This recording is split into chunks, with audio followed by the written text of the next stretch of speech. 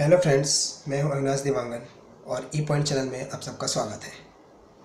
आज हम यहां पर CSIR नेट के कोर्स को वहां पर डिस्कस करेंगे, जिसमें हम सेट बी एंड सेट सी के सिलेबस को हम कवर करेंगे। तो सबसे पहला पार्ट है रियल एनालिसिस। तो रियल एनालिसिस के हम सबसे पहले चैप्टर एलिमेंट्री सेट थ्योरी के बारे में देखेंगे, जिसमें बहुत सारे डेफिनेशंस हैं। तो एक एक करके हम सारे डेफिनेशंस को डिस्कस करेंगे। तो सबसे पहले देखते हैं हम first definition set. A set is a collection of well defined distinct object. It means, तो हमारी दुनिया में जितने भी ऑब्जेक्ट्स हैं वो वेल डिफाइंड है या मीनिंगफुल है। तो वो सारे मीनिंगफुल अगर ऑब्जेक्ट को हम एक कलेक्शन कर ले तो वो जो है एक सेट बन जाता है।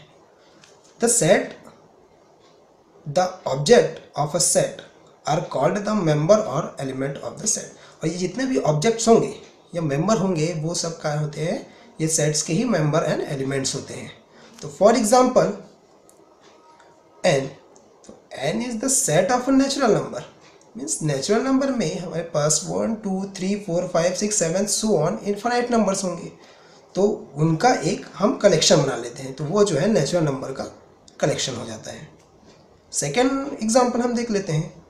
A particular YouTube channel is a set of all well-defined videos. Means suppose हम एक YouTube अगर चैनल लेते हैं जिसमें बहुत सारे वीडियोस होते हैं, तो सेम टाइप के जो वीडियोस होंगे उनकी हम एक प्लेलिस्ट बना लेते हैं।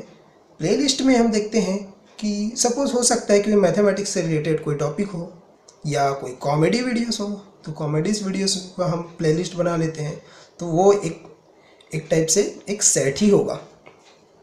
तो सेकेंड डेफिनेशन हम देखते हैं यहाँ पर subsets. If every element of a set A is also an element of a set B, then A is called a subset of B.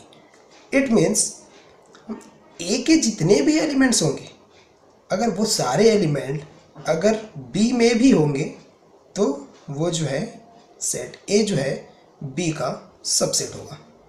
इसको हम A is a subset of B से denote करते हैं। For example, if A is equals to set 1 2 3 and B is equals to 1 2 3 4 5, then A is a subset of B। इसको हम diagram से देखते हैं। तो डायग्राम में सेट A हमारे पास है 1 2 3 एंड सेट B हमारे पास है 1 2 3 4 एंड 5। तो यहाँ पर सेट ए जो है पूरा का पूरा बी में कवर हो रहा है। इट मीन्स बी जो है ए को कवर कर रहा है, तो सेट ए जो है वो बी का सबसेट होगा। थर्ड है proper subset, proper set. If every element of a set A is an element of a set B and B contains at least one element which does not belongs to A. It means ये same set के जैसा ही होता है। Set में एक ऐसा होता है कि जो दो सेट हम लिए हैं वो इक्वल हो भी सकते हैं, क्योंकि यहाँ पर इक्वल का साइन दिख रहा है, इसलिए इसमें दो सेट इक्वल हो भी सकते हैं और नहीं भी हो सकते हैं। लेकिन प्रॉपर सेट में ये कंडीशन होता है कि A जो है B का सबसेट तो होगा, लेकिन A जो है B के इक्वल नहीं होगा। A does not equals to B. Then we can say that A is proper subset of B. इसे हम A proper set B से डिनोट करते हैं। For example, 1 3 2 2 3 6 4 is a proper subset of 4 3 2 6 5 8। अब ये कैसे हुआ? तो इसमें हम देखते हैं कि एक सेट हम लिया 2 3 6 4। अब इनके सारे एलिमेंट जो हैं दूसरे सेट में तो है, लेकिन इस जो दूसरे सेट में है उसमें इस सेट के अलावा कोई दूसरा भी एलिमेंट आया हुआ है। अगर कोई दूसरा एलिमेंट इसमें आया होगा तो ये जो है ये सेट जो है इसका प्रॉपर सेट हो जाएगा। इसके बाद फोर्थ डेफिनेशन हम देखते हैं इक्वलिटी ऑफ सेट्स। हम सेट्स लेंगे, उसमें हम इक्वलिटी बताएंगे।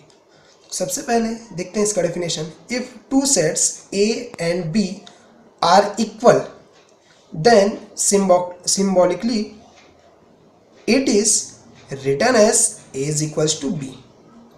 अब ये कैसे हुआ देखते हैं। सपोज मैंने सेट ए एंड बी लिया, दो सेट लिया कोई, जिसमें सेट ए जो है बी का सबसेट है एंड सेट बी जो है ए का सबसेट है। मीन्स दोनों एक दूसरे के अपोजिट है। सेट ए भी बी का सबसेट हो रहा है और सेट बी भी ए का सबसेट हो रहा है। तो इस कंडीशन में जो है, क्योंकि दोनों एक दूसरे का सबसेट हो रहे हैं, इसलिए इस कंडीशन में ए जो है बी के इक्वल हो जाएगा, A is equals to B. For all जितने भी एक्स होंगे वो सारे एक्स जो है ए में भी बिलोंग करेंगे, सेट ए में, एंड सेट बी में भी बिलोंग करेंगे। फिफ्थ डेफिनेशन हम देखते हैं, यूनिवर्सल सेट। अपने यूनिवर्स तो सुना ही होगा। यूनिवर्स मीन्स इसमें सारी चीज़ें आ जाती हैं। तो इसका डेफिनेशन हम देख लेते हैं। We consider all the set to be the subsets of a given fixed set known as universal set और यूनिवर्स ऑफ डिस्कोर्स। तो इसको हम समझ लेते हैं। अगर हमारे पास बहुत सारे सेट्स हैं, अगर मैं उस सेट्स को, सपोज हमारे पास A B C D E F G H I J K L M N sets हैं हमारे पास, इससे ज़्यादा भी हो सकते हैं, इनफाइनाइट सेट्स भी हो सकते हैं। तो इस सेट्स को मैं एक जगह इकट्ठा कर इसका एक कलेक्शन बनाऊँ, तो इन सारे सेट्स का कलेक्शन बनाने पर जो हमको एक सेट मिलेगा वो जो होगा यूनिवर्सल सेट होगा। इट मीन्स जो यूनिवर्सल सेट में जो है जितने भी टाइप के सेट हैं वो सारे सेट इसके अंदर आ जाएंगे, और ये जो सारे सेट्स हैं वो जो है इस यूनिवर्सल सेट का सबसेट होगा। तो आगे हम देखते हैं डेफिनेशन 6। इसमें जो है फाइनाइट सेट्स के बारे में बताएंगे। तो फाइनाइट सेट्स का डेफिनेशन देख लेते हैं। If a set consist of finite number of elements it is called a finite set. It means जो हम सेट लिए हैं उसमें अगर फाइनाइट मेंबर्स है या फाइनाइट एलिमेंट्स है तो ये जो सेट होगा वो फाइनाइट सेट होगा। ये सिंपली आप यहाँ से डिफाइन कर सकते हैं।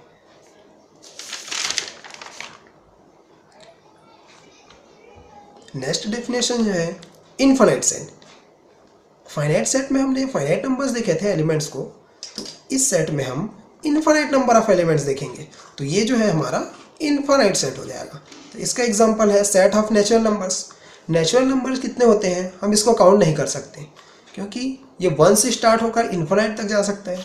तो ये जो सेट ऑफ नेचुरल नंबर जो होगा वो इनफाइनाइट सेट होगा। And set of rational numbers are, rational number are भी इनफाइनाइट होंगे, तो इसको भी हम जो है इनफाइनाइट सेट के अंदर रखते हैं। अब इसके बाद 8 नंबर देखते हैं, पावर सेट। ये बहुत ही इम्पॉर्टेंट कह सकते हैं इसको, ये बहुत सारी जगह यूज़ होता है, ये बहुत ही जगह यूज़ होता है।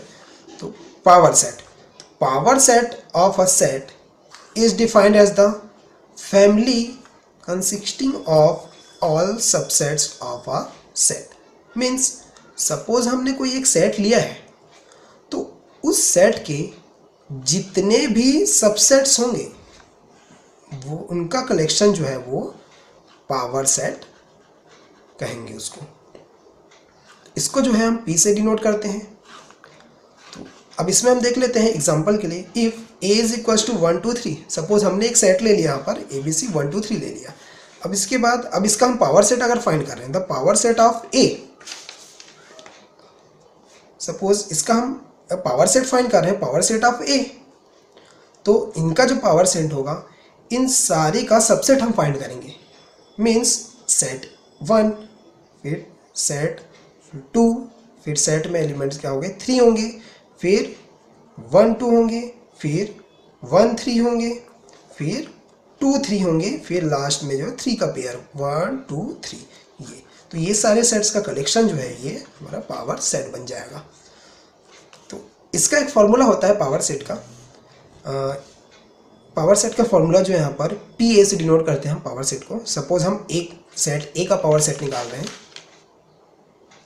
सपोज हम सेट ए का पावर सेट निकाल रहे हैं, तो P A is equal to 2 to the power n, ये इसका फॉर्मूला होता है। तो इसमें हम देखते हैं n means number of elements of set.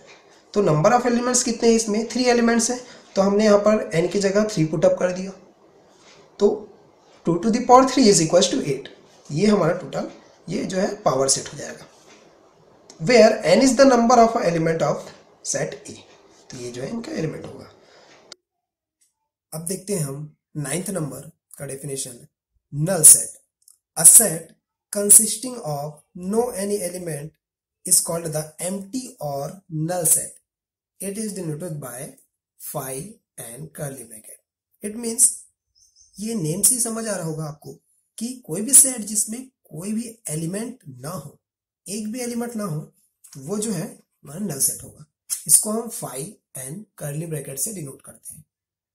10th number का हम डेफिनेशन देखते हैं, सिंगलटन सेट। अच्छा देखो, इस नेम से ही हमको समझ आ रहा है कि सिंगलटन मीन्स सिंगल वर्ड यहाँ पर आ रहा है, तो इससे ये समझ आ रहा है कि जो सेट होगा उसमें मेंबर ओनली सिंगल ही होंगे, एक ही एलिमेंट्स होंगे। तो इसका डेफिनेशन देख लेते हैं, a set consisting of a single element और one element is called a singleton set. For example 1 curly bracket 1 and set 2 and set A etcetera are singleton sets. ये सारे जो होंगे सिंगल सेट होंगे या सिंगलटन सेट होंगे। 11th number का definition देखते हैं हम, indexed set and index set.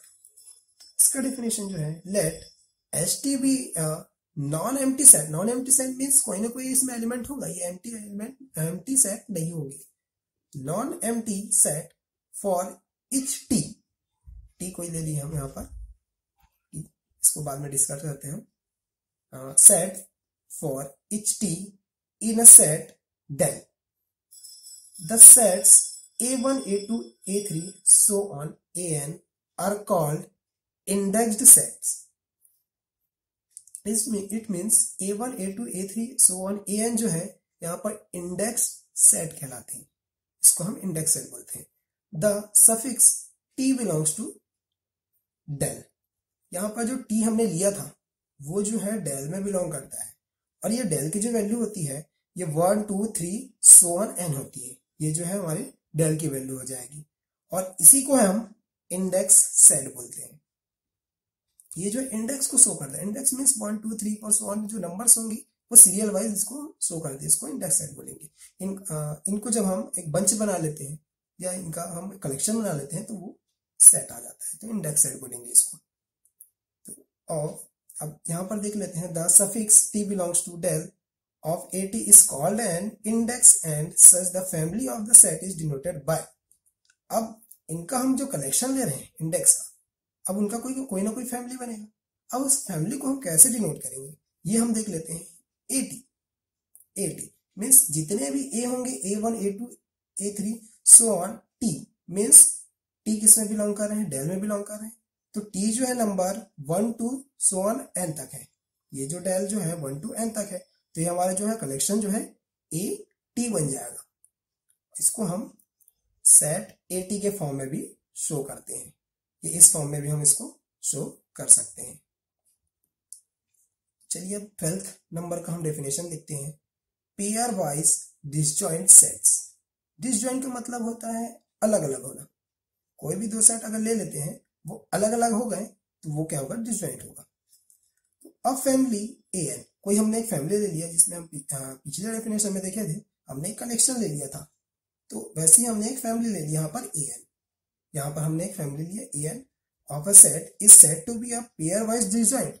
अब ये डिसजॉइंट कब होंगे इसमें, इफ अगर हमने सपोज कोई at लिया है, सेट a लिया है जिसका कलेक्शन लिया है at, और सेम हमने as कलेक्शन लिया है, जब इन दोनों का हम इंटरसेक्शन निकालेंगे, इंटरसेक्शन मीन्स इनका कॉमन पार्ट, इनका जब हम कॉमन पार्ट निकालते हैं अगर वो 5 आता है, 5 मीन्स 5 हमने देखा था यहाँ पर नल सेट, अगर इनका इंटरसेक्शन में कोई भी एलिमेंट नहीं आता है, मीन्स नल आता है, मीन्स 5 जो आता है, तो हम इसको डिसजॉइंट सेट्स बोलेंगे।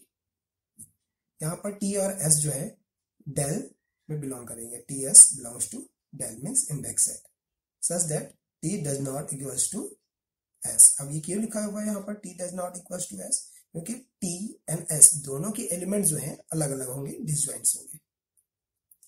इसके बाद हम नेक्स्ट डेफिनेशन देख लेते हैं 13, हेरिडेटरी प्रॉपर्टी।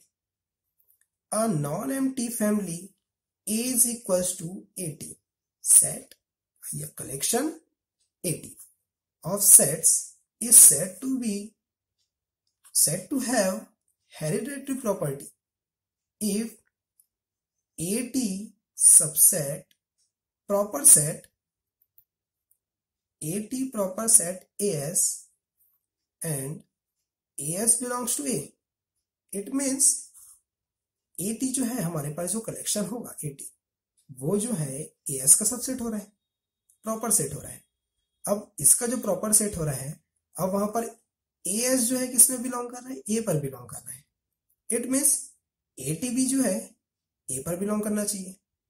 मीन्स हेरिडेटरी का मतलब है हमारे पास, सपोज जैसे कोई सन है, सन की सारी प्रॉपर्टी अगर, जैसे किसी सन की अगर सारी प्रॉपर्टी उसके अगर फादर में है, सन की सारी प्रॉपर्टी फादर में है और उस फादर की सारी प्रॉपर्टी उनके फादर में है, तो इस सन की जो प्रॉपर्टी होगी वो उनके ग्रैंडफादर में होगी। तो यही प्रॉपर्टी इसमें फॉलो कर रहे हैं। तो 80 proper set AS and AS belongs to A, then 80 belongs to A। तो इस वीडियो में इतना ही। हमारी और भी वीडियो को देखने के लिए हमारे चैनल को सब्सक्राइब करना ना भूलें। हम ऐसे ही और भी आपके लिए वीडियोस लाते रहेंगे और ये हमारे कोर्स को, जो CSIR नेट का जो कोर्स है, इसको हम आगे बढ़ाएंगे नेक्स्ट वीडियो में।